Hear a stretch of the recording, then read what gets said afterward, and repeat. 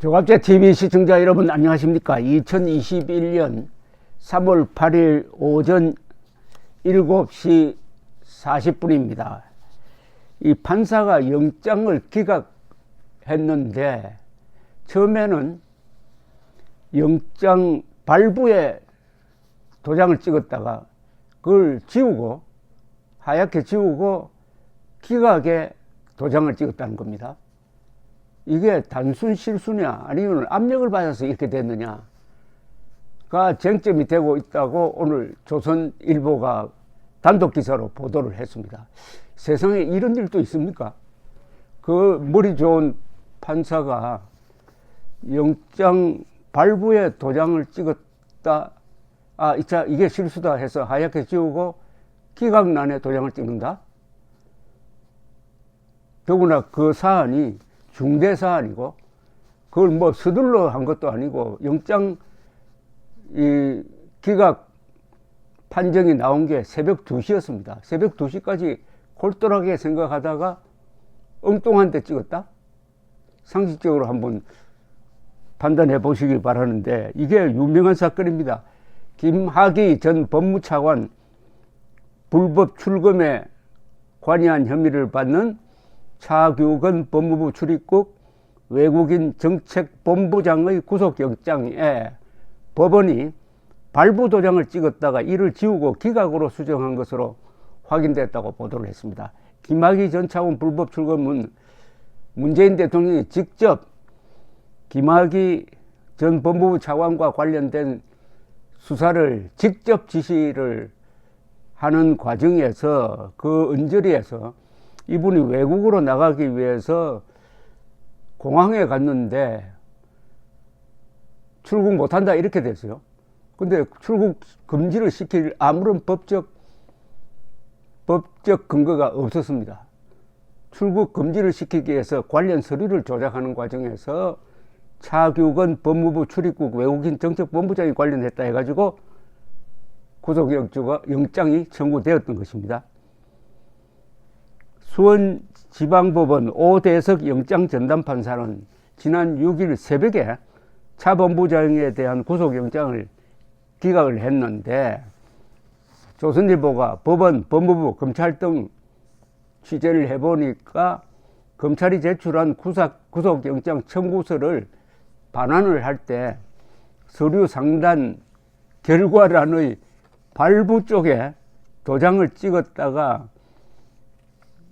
이걸 전부 다 화이트로 지우고 수정액입니다. 화이트, 하얀 요 치약처럼 나오는 걸 발라서 지우고 다시 칸을 만들어 가지고 기각란에 도장을 찍은 것으로 확인이 되었다는 겁니다.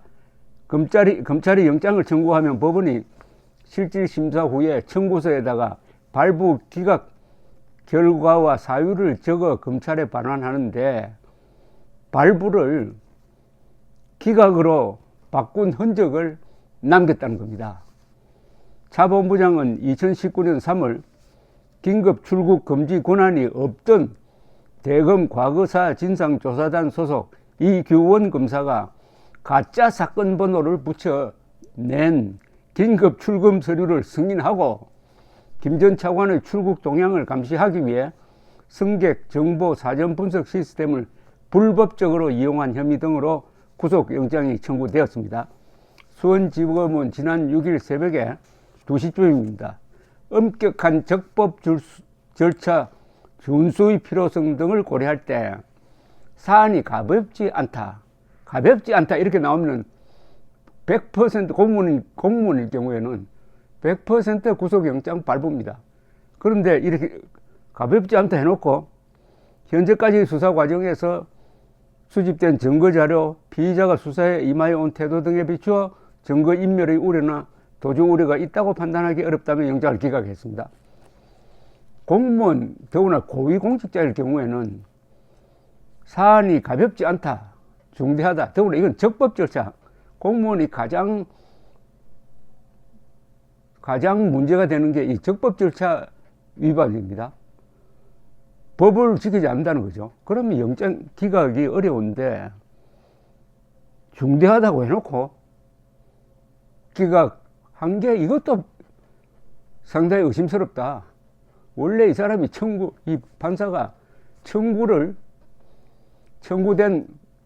영장에다가 발부 도장을 찍은 게 그게 진심이고, 나중에 무슨 사유로 기각으로 바꾼 게 그게 본인의 고민인지 외부 압력이 있었기 때문이 아니냐, 이렇게 추측을 하고 있는데, 이거 웃음밖에 나오지 않습니다.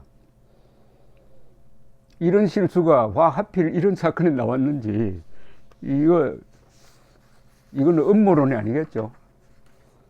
정당한 의심 아니겠습니까? 이 검찰에 반환된 영장에는 발부란에 도장이 찍혔다가 수정액으로 지우고 기각이란 란에 도장이 찍혀 있었는데, 물론 이게 판사가 단순 실수한 것으로 볼 수 있지만은 정권 핵심부로 수사가 확대될 수 있는 중요 사안의 핵심 인물에 대한 구속영장 날인을 정반대로 하는 어처구니 없는 실수를 했겠느냐 의심하는 사람도 있다고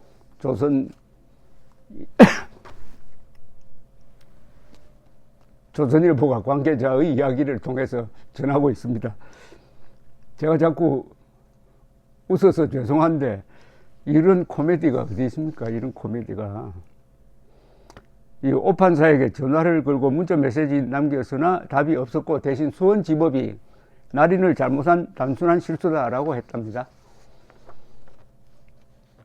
오 판사 그럼에도 불구하고 여기 의심을 하는 사람들의 이 논리는 이겁니다. 한 부장판사는 이렇게 이야기합니다. 한 부장판사니까 영장관계 잘 아는 사람이죠. 결정시각 새벽 2시로 볼 때 오 판사는 늦게까지 고민을 한 것 같다. 그리고 오 판사가 영장 기각 사유로 밝힌 내용이 사실상 발부할 때 쓰는 문장과 비슷한데 결과는 기각으로 됐다. 그 참 이상하다, 이런 뜻입니다. 만에 하나 오 판사가 발부 쪽으로 결론을 내렸다가 법원 안팎의 압력으로 마음을 바꿨다면 심각한 사법농단이 될 수 있다. 이 의심은 확인하려면 수사를 하는 수밖에 없습니다. 뭐 통화 내용이라든지 이런 걸 조사를 해야 되는데, 만약 이게 사실이라면 정권이 무너질 만한 사건이죠.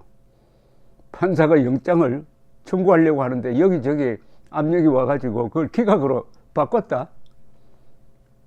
이건 더불어 이 사건의 출발점이 문재인 대통령이 무리하게 지시한 몇 가지 사건 중에 하나였습니다.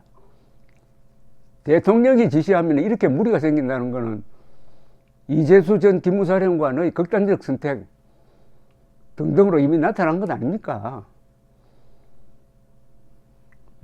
대통령이 무리하게 지시하면은 그 사건과 관련해가지고 수사도 무리하게 되고, 결국 한 사람은 저승에 갔고 이미, 또 한 사람은 외국에 갈 수가 있는데도 외국에 못 가고 억울하게 수사를 받았다, 이렇게 되는 거죠. 근데 2017년 말에도 비슷한 일이 있었다고 하니까 그것과 비교하면은 판단에 도움이 될 거라고 생각하는데,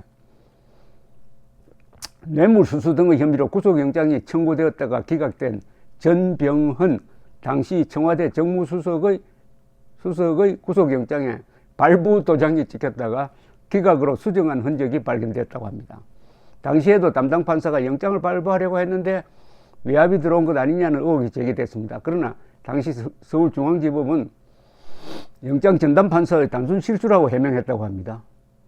그 이후에 중앙지법은 영장 발부 기각 결과만 전산에 입력하고 청구서에는 날인하지 않는 것으로 제도를 바꿨답니다.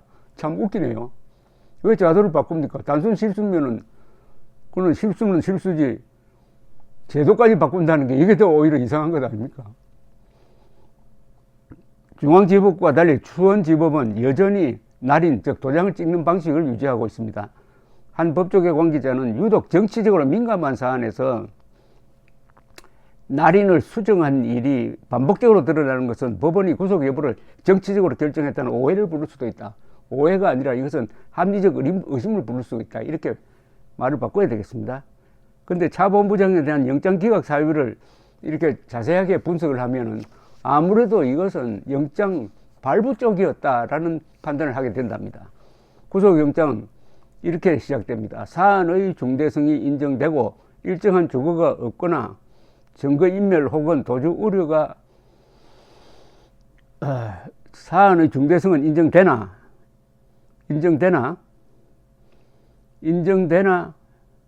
증거인멸 위험이 없어서 기각한다 이랬는데, 고위공직자의 경우에는 사안의 중대성이 인정되면은 그 사람이 현직 고위공직자이기 때문에 증거인멸의 우려가 없다는 이야기를 할 수가 없다는 겁니다. 그 직책에 있으니까, 부하가 있으니까, 권력이 있으니까.